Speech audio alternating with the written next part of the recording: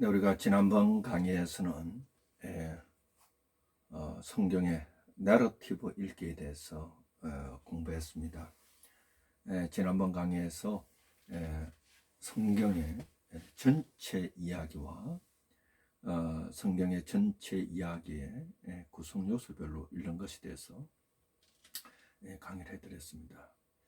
자, 이번 시간에는 성경의 내러티브 읽기라는 것은 첫 번째가 성경 전체의 하나의 흐름으로 읽는다. 성경 전체의 맥락 안에서 읽는다였고, 두 번째가 이야기의 구성 요소별로 읽는다 이것입니다. 우리가 성경의 문학 형식 가운데서 이야기 형식으로 기록된 것은 우리가 서사적 읽기, 내러티브로 읽는 훈련을 해야 됩니다. 그러면 이야기의 구성 요소별로 읽는다는 것은 전에도 강의했지만 이야기의 구성 요소는 인물과 사건과 배경과 플롯, 구상 또는 관점이 있습니다. 앞서서는 제가 여러분들에게 성경 이야기 전체의 구성 요소에 대해서도 강의했습니다. 그러나 성경의 구조가 거대 서사가 있고 대서사와 함께 소서사, 개별 이야기들이 있습니다. 예를 들면 아브라함 이야기, 아담 이야기, 노아의 이야기, 베드로의 이야기, 예수님의 이야기, 제자들의 이야기, 병자들의 얘기가 있으면 그 이야기들을 구성 요소별로 읽어보는 것이죠. 개별 이야기 또한 구성 인물, 사건, 배경, 플러스로 읽어보는 것입니다. 인물에도 보면 각각의 개별의 이야기에도 중심된 인물이 있고 보조적인 인물이 있습니다. 사건에도 사건의 이 전개 과정이 있습니다. 사건은 곧 갈등이라 했습니다. 갈등이 일어나게 되는 시발점, 원인이 있고 또 갈등의 절정이 있습니다. 갈등의 절정이 이르면 갈등이 해소되는 시점이 있습니다. 그리고 갈등이 완전히 해결되는 그런 과정들이 이야기 속에 숨어 있습니다. 우리가 이것을 알고 성경 이야기를 읽는다면 굉장히 감동을 받을 수 있습니다. 배경이 있습니다. 이 갈등에도 중심된 사건이 있고 또 이 부수적인 사건이 있죠. 배경도 크게 세 가지로 나눈다고 했습니다. 사회적 배경과 곧 시대적 배경과 사회적 배경과 공간적 장소적 배경과 시간적 배경, 우리가 이것을 염두에 두고 성경 이야기를 읽을 때 감동을 받습니다. 플러스는 성경의 저자가 우리 독자들에게 전하고자 하는 메시지를 중심으로 읽는 것을 플롯이다, 구상이다 이렇게 얘기했습니다. 그러면 하나를 살펴보면 우리가 이 성경을 나러티브적으로 서사로 읽는다는 것은 우리가 인물에게서는 우리 독자들이 인물을 보면서 거기서 감정적 이입이 일어납니다. 감정적 이입을 또 다른 말로 공감이 일어나게 됩니다. 인물을 통해서. 근데 감정적 이입을 할 때에 이 성경에 나타난 인물을 통하여서 이상적 감정이입과 현실적 감정이입이 있습니다. 이상적 감정이입은 내 안에 소망이 있습니다. 내 안에 원하는 것이 있습니다. 내가 희망하는 것이 있습니다. 내가 원하고 소망하고 희망하는 것을 유사한 인물에게 내가 이 감정이입이 일어난 것을 이상적 감정이입이라 말합니다. 현실적 감정이입은 내가 현재 겪고 있는 고통이나 아픔이나 문제나 괴로움이나 불안이나 내가 이렇게 겪고 있는 문제의 유사한 인물에게 내가 감정이입이 일어나는 것을 우리가 현실적 감정이입이 일어납니다. 대부분이 이렇게 등장인물에게 우리가 감정이입이 일어납니다. 우리가 성경에 나타나는 이 사건을 통해서는 무엇을 발견하는 사건은 곧 갈등이라 했습니다. 갈등은 인과관계를 말합니다. 인과관계. 인과관계라는 것은 결과가 있으면 그 밑에 원인이 있다 이래 말합니다. 모든 이야기에는 갈등이 없는 이야기는 재미가 없습니다. 성경 안에도 갈등이 있습니다. 성경의 전체 이야기, 창세기에서 요한계시록까지 간통하는 갈등이 있습니다. 그것은 그 인물도 천상의 인물과 지상의 인물을 나눈다고 얘기 드렸죠. 천상의 인물은 하나님과 천사입니다. 또한 사탄과 악한 영입니다. 천상에서는 하나님과 이 사탄의 갈등입니다. 지상으로 딱 내려오면 지상에서는 성경의 여러 각각의 이야기들은, 개별의 이야기들은 하나님의 사랑과 이 사탄의 사람의 갈등이 나타납니다. 또 하나님의 사람, 천상의 인물이면서 지상의 인물이 있습니다. 그것이 예수 그리스도입니다. 천상이나 지상에서는 예수님과 사탄의 갈등이 일어납니다. 그러나 그 갈등이 시작 시점이 있습니다. 모든 갈등에는 시작 시점이 있습니다. 성경에 나타나는 개별 이야기에도 갈등의 시작 시점이 있습니다. 그러면 그 갈등의 현상을 겪는 갈등의 시작 시점의 원인을 찾아가는 겁니다. 갈등의 시작이 어디로부터 시작됐을까? 갈등은 무엇으로 출발되었을까? 그런 모든 이야기는 갈등의 정점이 있습니다. 절정 부분이 있습니다. 클라이막스가 있습니다.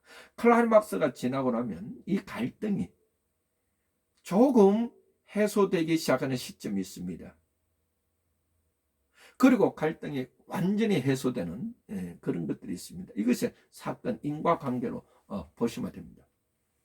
배경입니다. 배경은 여러분이 말씀드렸듯이 사회적 배경과 공간적 배경과 시대적 배경 이렇게 본다고 했죠. 그럼 우리가 이 배경을 보면서 모든 이야기는 배경이 없는 이야기는 없습니다. 드라마나 이런 오페라나 뮤지컬이나 또 소설을 보면 모든 것에는 배경이 있습니다. 배경은 뭘 말해주느냐? 배경은 등장인물과의 관계를 말해줍니다. 배경은 또한 사건과의 관계를 우리가 볼 수 있습니다. 배경을 통하여. 그래서 성경에 나타나는 배경을 우리가 미리 선지식을 갖고 있는 게 좋겠죠. 또 이 시간의 배경이라는 것은 이런 것입니다. 성경에 나타나는 시간의 배경이라는 것은 이야기 속에 나타나는 배경을 시간적 배경이다 이렇게 말합니다. 창세기 말씀에 보면 이 시간적 배경을 이렇게 말할 수 있습니다. 창세기 말씀에 보면 하나님께서 아브라함에게 이런 말씀을 아브라함아 내 아들 이삭을 나에게 제물로 바치라 이런 말씀을 합니다. 그것이 2절입니다. 3절에 보면 아브라함이 그 이튿날 이른 아침에 여러분들 이른 아침에 대해서 이 시간적 배경에 여러분들이 동그라미를 쳐야 됩니다. 그래서 그 이튿날 전에 무슨 일이 났을까? 이것이 시간적 배경입니다. 플롯입니다. 플롯은 성경의 이 마태나 마가나 누가나 창세기나 이 요한계시록에서 이 성경의 저자가 이 성경을 듣는 자나 읽는 자에게 전하고자 하는 핵심 메시지가 있습니다. 이것이 구상이죠. 그래서 이것을 발견한 것을 플롯이라 말합니다. 우리가 그래서 성경을 읽을 때에 여러분들이 거대 이야기든 성경의 거대 이야기든 아니면 성경의 대서사 긴 이야기든 아니면 성경에 나타나는 각각의 개별의 작은 이야기든지 간에 이런 성경의 이야기 구성 요소별로 있는 것이 내러티브적으로 읽는다 또한 서사적으로 읽는다 이렇게 말할 수 있는 것입니다. 자, 이제 성경을 내러티브로 읽기에 마지막 강의입니다. 어떻게 성경을 내러티브로 읽는가 했을 때 이야기의 틈을 메우면서 읽어야 된다 이렇게 되어 있습니다. 모든 소설도 그렇지만은 우리 독자에게 이야기대로 보면 틈이 있습니다. 절과 절 사이에 틈이 있는 것도 있고 문장과 문장 사이에 틈이 있는 것도 있고 또한 문단과 문단 사이에 틈이 있는 것이 있습니다. 그래서 이 성경의 이야기의 틈을 우리가 메우면서 읽어야 됩니다. 그것도 여기서 메울 때에 이 성경을 읽는 우리 독자들이 나의 실존적 상황에서 틈을 메우면서 읽어야 됩니다. 그래야 내 안에 감성이 살아납니다. 사실 우리 성경을 내러티브, 이야기 형식으로 읽을 때에 우리는 우리의 감정이 올라옵니다. 그리고 우리의 영성이 열리게 됩니다. 그리고 우리의 지성이 열리게 됩니다. 그래서 우리가 하나님 말씀을 읽을 때는 감성과 영성과 지성이 함께 동원되는 것입니다. 여기 한번 보시죠. 어떤 더 내러티브 캡, 이 내러티브에 틈이 있다는 것입니다. 여기에서 여기까지 틈이 있습니다. 성경의 저자가 틈 하나도 없이 모든 걸 기록해 놨다면 그러면 이 세상을 모두 써도 다 쓸지 못하죠. 그래서 예수님 그런 말씀하셨잖아요. 이 우주를 두루마리 삼아도 하나님의 사랑을 다 기록할 수 없단 말이 그 말입니다. 성경에는 각각의 갭이 있습니다. 틈이 있습니다. 성경의 저자는 이 틈을 성경을 읽는 자나 또는 듣는 자가 메우기를 원합니다. 그럼 어떻게 메울 수 있을까? 라고 할 때 이것을 메우는 방법이 있습니다. 이건 뭐냐면 우리가 상상력을 동원해야 됩니다. 우리 사람이 상상력을 동원할 때에 두 가지가 나타납니다. 감정이 올라옵니다.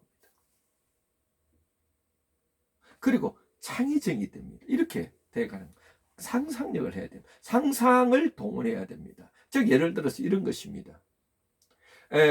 지난번 강의에 제가 말씀드렸지만 이 강의를 듣는 여러분 변화산 사건 이야기를 들어보셨나요?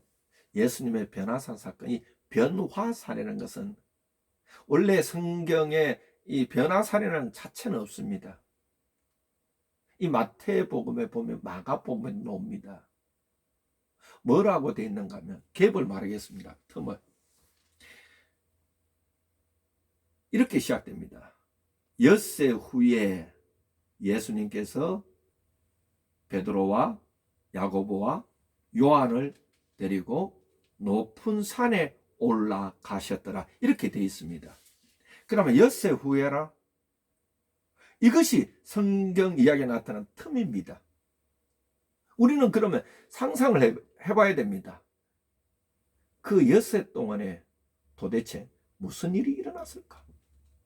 어떤 일이 일어났을까? 그럼 우리가 이 변화사 사건을 읽을 때는 단지 그 문맥만 보면 이해가 안 됩니다. 저자의 의도가 파악이 되지 않습니다.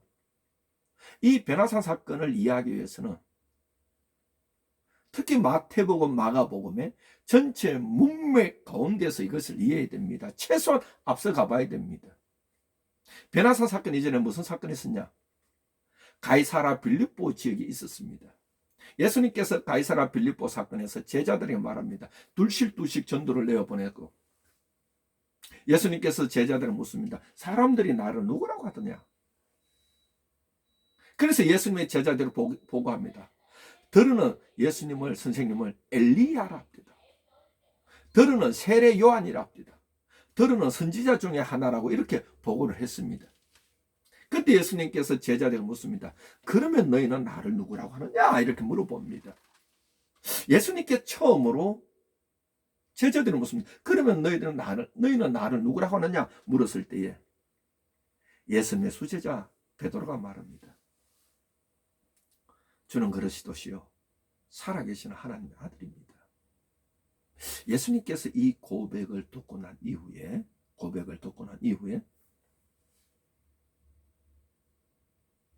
생애 최초로 제자들에게 가르치는 게 딱 했습니다. 3년 동안 제자들과 함께 동고동락하면서 지금까지 한 번도 가르치지 않았던 그것을 가르칩니다. 그것이 무엇일까요? 이건 무엇일까요? 예수님께서 처음으로 가르치는 것이 이것입니다. 나는 사람들에게 버림을 받고 고난을 받고 십자가에 못 박혀 죽고 3일 만에 부활해라. 최초로 예수님이 오신 이 땅에 오신 그 뜻을, 하나님 뜻을 그들에게 가르쳐 줍니다. 그때 예수님의 대표격이고 수제자격인 베드로가 말합니다. 선생님, 절대 그럴 수 없습니다. 우리가 선생님을 보호하겠습니다. 내 목숨 바쳐서 선생님 보호하겠습니다. 이렇게 말합니다. 이 말을 듣고 예수님께서 하신 말씀입니다. 사탄아, 내 뒤로 물러가라. 너는 어찌 하나님의 일을 생각하지 않냐고. 사람의 일을 생각하냐. 너는 어찌 사탄아. 이 사건이 있은 후 엿새 후입니다. 자, 이것이 갭이 있습니다. 공간이 비어져 있습니다. 성경의 저자는 틈 메우기를 우리 독자들에게 맡기고 있습니다.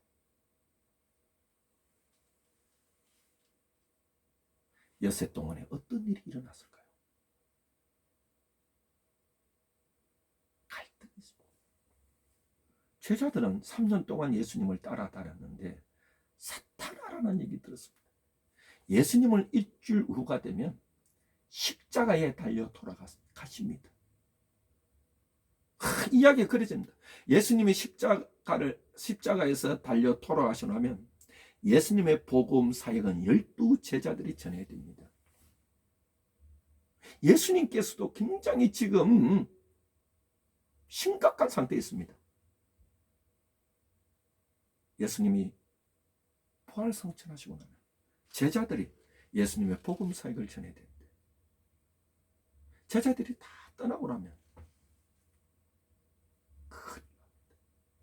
예수님 분명히 일주일에 돌아가십니다. 예수님의 제자들 3년 동안 예수님을 따라다녔습니다. 근데 그에게 돌아온 말은 사탄아. 이때 어땠을까요? 예수님의 심정은 어떻고 사탄의 심정은 어땠을까요? 여러분의 상상력을 동원해야 됩니다. 그래야 이 베나산 사건이 우리들에게 감동을 주고 우리들에게 깊은 영감을 줍니다. 어땠을까요? 여러분들이 실존적 상황에서 우리들의 마음에서 나라면 이 상황에서 어땠을까? 이 엿새 동안에 이 두 그룹이 어떻게 지냈을까? 상상을 해야 됩니다. 상상을 하면 그 말씀을 읽을 때 우리의 감정이 살아 움직입니다. 여러분, 이야기는요. 성경의 세 가지 문학 형식 가운데서 이야기체로 구성된 이야기들은요. 우리가 이렇게 소설을 뜻이가 됩니다. 근데 여러분 아시겠지만 우리가 성경에 장과 절이 구분되어 있습니다. 사실 성경에는 하나의 창세기라면 창세기 단편 이야기로 다 구성되어 있습니다. 근데 장절이 구분된 것은 11세기나 또 12세기 때 11세기에서 12세기 때 성경에 장과 절이 구분됩니다. 그러다 보니까 성경은 하나의 이야기를 읽지 않고 장절로 구분해서 읽는 습관화되어 있습니다. 이렇게 그러면서 우리가 상상을 동원하고 상상을 동원하다 보면 우리가 이 상상 속에서 뭐가 있느냐? 성령의 임재하심이 있습니다. 성령님의 도우심이 있습니다. 성령님의 도우심으로 우리는 성경의 이야기에 틈이 있으면 그것을 메울 수 있습니다. 자, 그런데 중요한 게 있습니다.